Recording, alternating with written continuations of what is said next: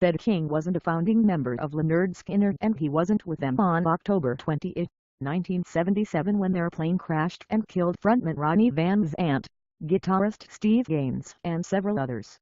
But the bassist/guitarist, who died of cancer this week, was in Lynyrd Skynyrd when they recorded their first 3 albums, playing on classics like Free Bird, Simple Man, Gimme 3 Steps and their immortal classic Sweet Home Alabama, which he co-wrote.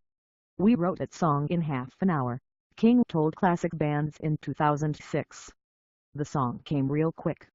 I started off with that riff and Ronnie was sitting on the edge of the couch, making this signal to me to just keep rolling it over and over. Finally, after maybe 10 to 15 minutes, he got up and sang a verse and chorus. Then, I just put the song together. I knew where to take it. It wasn't very difficult." King, who was also a member of the 1960s psychedelic band Strawberry Alarm Clock and co-wrote without credit their hit Incense and Peppermints, quit the band in May of 1975 after the tension between him, Van Zant and their manager became too much for him to handle. "I was out of my mind for quitting," he said. Ronnie was drinking a lot. "It was just an unpleasant situation. I never drank, but I was into drugs pretty good. I had gotten fed up with frankly all the violence." He returned to the group in 1987 for their reunion tour, but left in 1996 because of a heart ailment that eventually forced him to receive a transplant.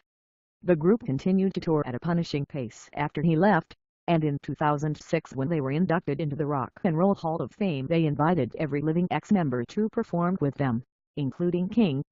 "I am really the luckiest guitar player in the world," he said that night. "I was privileged to play with Ronnie Van Zant.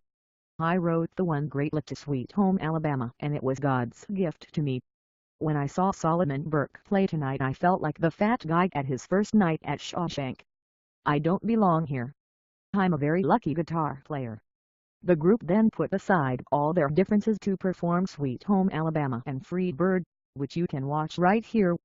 King played in a Skynyrd covered band after this with other ex-members of the group, but this was the final time he was on stage with what remains of the actual band.